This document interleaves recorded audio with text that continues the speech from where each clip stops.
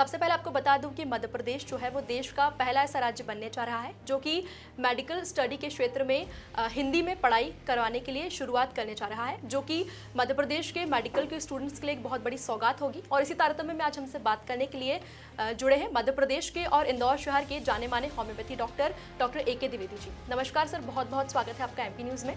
नमस्कार जी।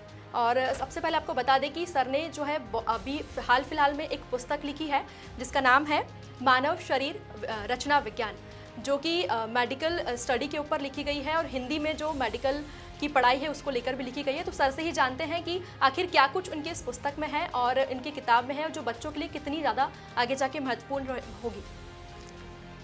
जी नेहल जी, जैसा कि आपने बताया कि शरीर रचना विज्ञान, मानव मतलब मनुष्य, इसका अगर आप इंग्लिश देखेंगे तो कितना इजी हो जाता है। ह्यूमन एनाटॉमी, ह्यूमन एनाटॉमी को हिंदी में जब बात करेंगे तो मानव शरीर रचना विज्ञान हो जाएगा।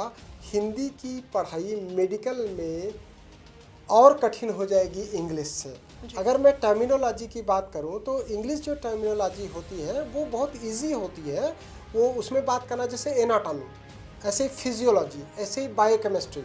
लेकिन जब हम हिंदी में बात करेंगे तो एनाटॉमी को शरीर रचना विज्ञान और फिजियोलॉजी को शरीर क्रिया विज्ञान, मतलब एनाटॉमी जो हमारे शरीर का बनावट है उसके बारे में बात करेगा।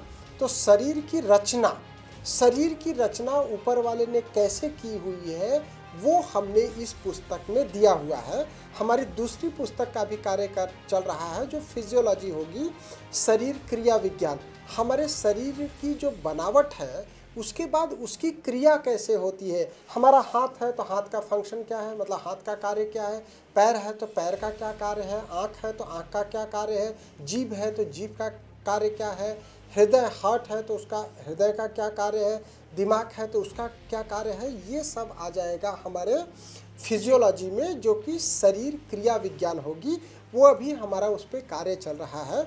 अभी हमारे पास जो है वो है शरीर रचना विज्ञान। हमने इस पुस्तक में शरीर रचना मतलब मानव शरीर रचना के बारे में जितना भी हमारे एनाटॉमी में था उसको देने का प्रयास किया हुआ है।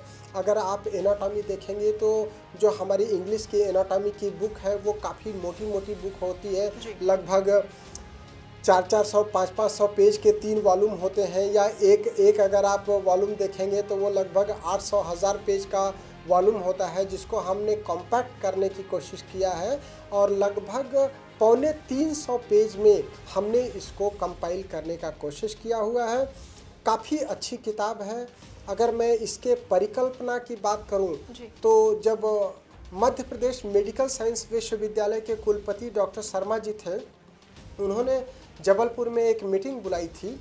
मैं चूँकि Madhya Pradesh medical science university में मेंबर था बोर्ड ऑफ स्टडीज़ की एक मीटिंग चल रही थी और उसमें शर्मा जी ने सभी पूरे मध्य प्रदेश के होम्योपैथिक जो टीचिंग संस्थानों में है, होम्योपैथिक मेडिकल कॉलेजेस में जो या तो टीचर्स हैं या हेड ऑफ डिपार्टमेंट हैं या प्रिंसिपल हैं, जो भी बोर्ड ऑफ स्टडीज़ में थे, उनको बुलाया था। और उन्होंने कहा कि जब स्टूडेंट हिंदी में कोई क्वेश्चन का आंसर लिखता है तो आप लोग उसको क्रॉस कर देते हैं, उस पर नंबर नहीं देते हैं, जो कि उचित नहीं है।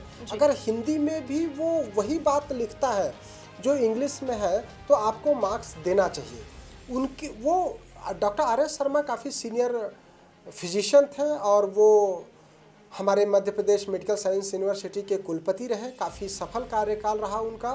तो उन्होंने ये बात हम लोगों से, चिकित्सकों से किया और उन्होंने आग्रह किया कि जो छात्र हिंदी में प्रश्नों का उत्तर देना चाहता है उसको आप लोगों को प्रोत्साहित करना चाहिए। अगर आप उसको प्रोत्साहित करते हैं तो एक अच्छा डॉक्टर हमको मिल सकता है।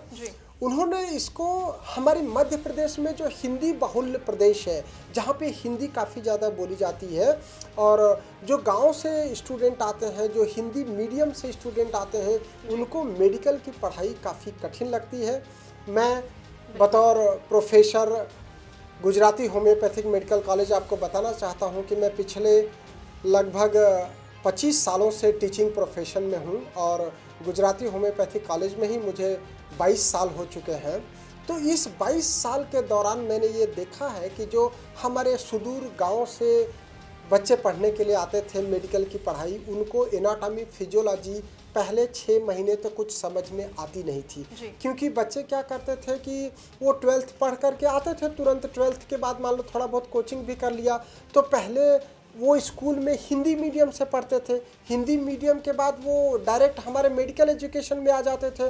तो जो टर्मिनोलॉजी थी, मतलब जो हमारी मेडिकल टर्मिनोलॉजी है, उसका साधारण इंग्लिश में ट्रांसलेशन और फिर उस इंग्लिश के ट्रांसलेशन का हम उनको हिंदी में ट्रांसलेशन करना, ऐसा सिखाते थे उनको। मैं सबसे पहले ये बताता था कि आप लोग एक डिक्शनरी ले लीजिए, जिसको हम मेडिकल में बहुत अच्छी डिक्शनरी बोली जाती है, डॉर्लैंड डिक्शनरी। तो हम उनको बोलते थे कि जो हमारी मेडिकल टर्मिनोलॉजी है उसका डॉर्लैंड डिक्शनरी में आप एक एक वर्ड का सिंपल जो ट्रांसलेशन है इंग्लिश टू इंग्लिश वो समझ लीजिए, फिर जो इंग्लिश का ट्रांसलेशन है उसको इंग्लिश टू हिंदी डिक्शनरी में जा कर के देखिए, तब आप सही तरीके से इसको समझ पाएंगे। क्योंकि अगर मेडिकल स्टडी की मैं बात करूं तो कोई भी स्टूडेंट इसको पूरा रट नहीं सकता, काफ़ी बड़ा विज्ञान है हमारा चिकित्सा विज्ञान, और चिकित्सा विज्ञान की किताबों को यूं ही आसानी से रटा नहीं जा सकता।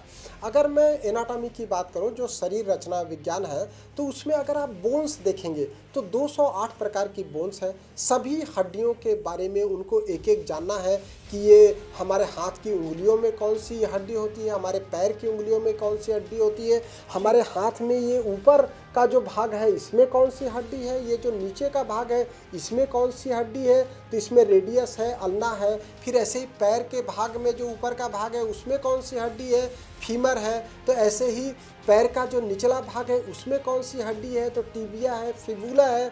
ये तो चलो दिख जाता है हमको, आप देख सकते हैं। उसके बाद हम अगर ब्रेन की बात करें तो हमारा जो दिमाग है ब्रेन में, उसमें सल्साई है, गायराई है, मतलब इतने छोटे छोटे उसके पार्ट्स हैं जिसकी बात किया जाता है। आप जैसे हार्ट में देखेंगे तो हृदय आपको दिखता है कि वो पान के पत्ते के आकार का होता है या हार्ट शेप्ड होता है, तो उसके अंदर का वॉल्स कैसा होता है, चेम्बर कैसा होता है, वेंट्रिकल्स कैसे होते हैं, एट्रिया कैसे होते हैं, ये सारा कुछ हमारे एनाटॉमी में आता है। इसी तरीके से जो हमारी किडनी है, किडनी की बनावट कैसी है, तो हार्सू शेप है या बीन शेप है या किडनी शेप्ड है, तो वो किडनी है। फिर उसमें ट्यूब्यूल्स है, फिर उसका यूरेटर है, यूरिनरी ब्लैडर है, फिर यूरेथ्रा है। तो किस तरीके से इसका हमारे शरीर में बिठाया हुआ है, दोनों साइड किडनी कैसे बैठी हुई है। फिर हमारा लीवर है, तो लीवर कहाँ पर सिचुएटेड है उसका सिचुएशन देखना होता है। फिर इसी तरीके से स्प्लीन है, तो स्प्लीन कहाँ पर सिचुएटेड है। इसी तरीके से हमारी इंटेस्टाइन है जिसको अतड़िया बोलते हैं। तो कहने का मतलब ये है कि अगर मैं इंग्लिश में बात करूं तो इंग्लिश में टर्मिनोलॉजी थोड़ा इजी हो जाती है। जैसे हार्ट, आप बहुत कॉमन लोग हार्ट को बहुत आसानी से समझ आते हैं, उसको जब हम हिंदी में बात करते हैं तो उसको हम हृदय बोलते हैं। इसी तरीके से लीवर को हम प्लीहा बोलते हैं, इसी तरीके से स्प्लीन को हम तिल्ली बोलते हैं। इसी तरीके से और भी जो दूसरे हमारे शरीर के अंग हैं उसको हम अलग अलग नाम देते हैं। तो थोड़ा सा हिंदी की टर्मिनोलॉजी स्टार्टिंग में हो सकता है कठिन हो, लेकिन जो छात्र हिंदी मीडियम से पढ़ कर के आया है उसको इससे काफ़ी सपोर्ट हो जाएगा। हमारे यहाँ 2 तरह की पढ़ाई का मीडियम है, एक तो हिंदी मीडियम, दूसरा इंग्लिश मीडियम। आज बच्चे कॉन्वेंट से हमारे पास ज़्यादा आने लगे हैं। मैं 20 साल पहले और 20 साल बाद का जो अंतर है उसकी बात करता हूँ। जब 20 साल पहले मैं पढ़ाने जाता था तो हमारे 100 बच्चों के क्लासरूम में लगभग 25 से 40 बच्चे हिंदी मीडियम वाले होते थे। आज जब हम 100 बच्चों की क्लास लेते हैं और जब हम उनसे पूछते हैं तो आज 100 बच्चों की क्लास में से लगभग 5 से 10 बच्चे ही हिंदी मीडियम वाले होते हैं। क्योंकि जो कॉन्वेंट सिस्टम डेवलप हुआ हमारे देश में, पहले बच्चे सरकारी स्कूल से पढ़ के आते थे, अब वो कॉन्वेंट में पढ़ के आते हैं। तो अब उनका अगर इंग्लिश मीडियम हो गया है तो इंग्लिश मीडियम के बाद उनको वापस हिंदी मीडियम में जाना थोड़ा सा कठिन लगेगा। लेकिन जो हिंदी मीडियम के छात्र हैं उनके लिए ये बहुत उपयोगी साबित होगी। और जो एनाटॉमी है, शरीर रचना विज्ञान, मानव एनाटॉमी, चूँकि हम मानव के डॉक्टर बनते हैं तो इसलिए ह्यूमन एनाटॉमी और मानव शरीर रचना विज्ञान, ये जो कोर्स है, ये जो सब्जेक्ट है, ये मेडिकल के सभी विधा में पढ़ाया जाता है। ये MBBS करेगा उनको भी पढ़ना पड़ता है, BAMS मतलब आयुर्वेदिक की पढ़ाई करेंगे उनको भी पढ़ना होता है, होम्योपैथी की पढ़ाई करेंगे उनको भी पढ़ना होता है, BDS की पढ़ाई करेंगे उनको भी पढ़ना होता है, नर्सिंग को पढ़ना होता है, फिजियोथेरापी को पढ़ना होता है और पैरामेडिकल कोर्सेज को भी पढ़ना होता है। तो हमने ये जो पुस्तक बनाई है उसमें हमने सभी वर्गों का ध्यान रखा है कि ये जो पुस्तक है मानव शरीर रचना विज्ञान, ये सभी के लिए उपयोगी साबित हो। और उसका प्रकाशन अभी मध्य प्रदेश हिंदी पाठ्य पुस्तक जो निगम है उसने एकेडमी है उन्होंने किया है, हिंदी ग्रंथ एकेडमी, मध्य प्रदेश हिंदी ग्रंथ एकेडमी ने प्रकाशित किया है। तो मुझे लगता है कि ये चिकित्सा के हर विधा के लिए, हर वर्ग के लिए काफ़ी उपयोगी साबित हो। जी।